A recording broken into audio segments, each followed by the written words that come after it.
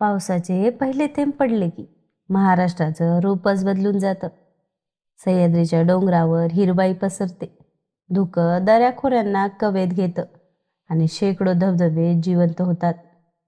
आजच्या या खास व्हिडिओमध्ये आपण महाराष्ट्रातील पावसाळ्यात नक्की भेट द्यावी अशी 10 अप्रतिम पर्यटन स्थळे पाहणार आहोत. जर तुम्ही या पावसाळ्यात फिरायला जाण्याचा विचार करत असाल तर हा व्हिडिओ तुमच्यासाठीच आहे. चला तर मग सुरू करूया महाराष्ट्रातील पावसाळी स्वर्गाची सफर. नंबर 10, ठोसेघर धबधबा. ठोसेघर धबधबा सातारा शहरापासून 20 किलोमीटर अंतरावर सह्याद्रीच्या डोंगररांगामध्ये वसलेला आहे. पावसाळा सुरू झाला की हा धबधबा आपल्या पूर्ण रौद्र आणि सुंदर रूपात दिसतो. येथे फक्त एकच नाही तर अनेक छोटे मोठे धबधबे पाहायला मिळतात. मुख्य धबधबा खोल दरीत कोसळतो. संपूर्ण परिसरात धुक्याची चादर, हिरवीगार झाडे आणि थंडगार वारा यामुळे प्रत्येक क्षण अविस्मरणीय वाटतो. फोटोग्राफी, व्हिडिओग्राफी आणि निसर्गप्रेमींसाठी हे ठिकाण एक पर्वणीच आहे. या ठिकाणाला भेट देण्यासाठी जून ते सप्टेंबर हा सर्वोत्तम काळ आहे. नंबर 9, कास पठार. कास पठार हे सातारा शहरापासून 25 किलोमीटर अंतरावर सह्याद्री पर्वतरांगामध्ये वसलेलं आहे.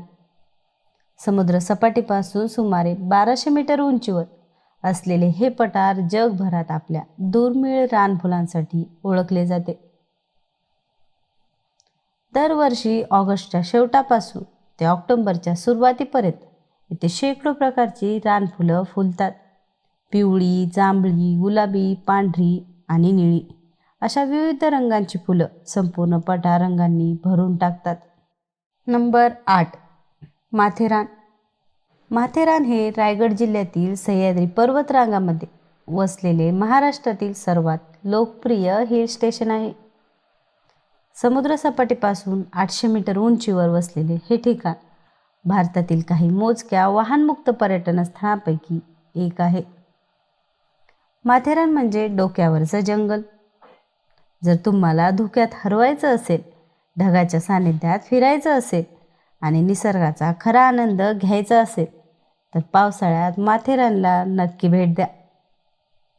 सर्वत्र हिरवागार निसर्ग, लहान मोठे धबधबे, थंडगार हवा आणि पक्ष्यांचा मधुर आवाज. हा अनुभव आयुष्यभर लक्षात राहतो. माथेरानमध्ये फिरताना गरमागरम भजी, वडापाव, मक्याचे कणीस, चहा आणि स्थानिक चविष्ट पदार्थ चाखायला विसरू नका. नंबर 7, ताम्हिणी घाट. ताम्हिणी घाट हा सह्याद्री पर्वतरांगामधील एक सुंदर घाट असून तो पुणे आणि रायगड जिल्ह्यांना जोडतो.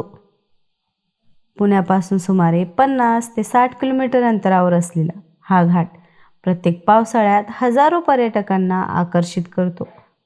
ढग, धुके, हिरवागार निसर्ग आणि असंख्य धबधबे यामुळे ताम्हिणी घाटाला महाराष्ट्रातील सर्वात सुंदर पावसाळी पर्यटन स्थळापैकी एक मानले जाते. रस्त्याच्या दोन्ही बाजूंनी वाहणारे लहान मोठे धबधबे, धुक्यात हरवलेले डोंगर आणि हिरवाईने नटलेली दरी प्रत्येकाला मोहून टाकते. येथील प्रत्येक वळणावर तुम्हाला फोटो आणि व्हिडिओ काढण्याचा मोह आवरणार नाही. नंबर 6, भंडारदरा. पावसाळा सुरू झाला की भंडाऱ्याचे सौंदर्य अनेक पटीने खुलून येते. हिरवाईने नटलेले डोंगर, धुक्याची चादर आणि खळखळणारे धबधबे पाहून मन प्रसन्न होते. धरण परिसरातील थंडगार हवा आणि शांत वातावरण शहराच्या धावपळीपासून दूर एक वेगळाच अनुभव देते. जर तुम्ही निसर्गप्रेमी किंवा फोटोग्राफीची आवड असलेले असाल तर भंडारदरा तुमच्यासाठी स्वर्गच आहे. नंबर 5, इगतपुरी. इगतपुरी हे नाशिक जिल्ह्यातील एक सुंदर हिल स्टेशन आहे. मुंबई नाशिक महामार्गावर वसलेले हे ठिकाण समुद्रसपाटीपासून 600 मीटर उंचीवर आहे. पावसाळ्यात संपूर्ण परिसर हिरवाईने नटतो.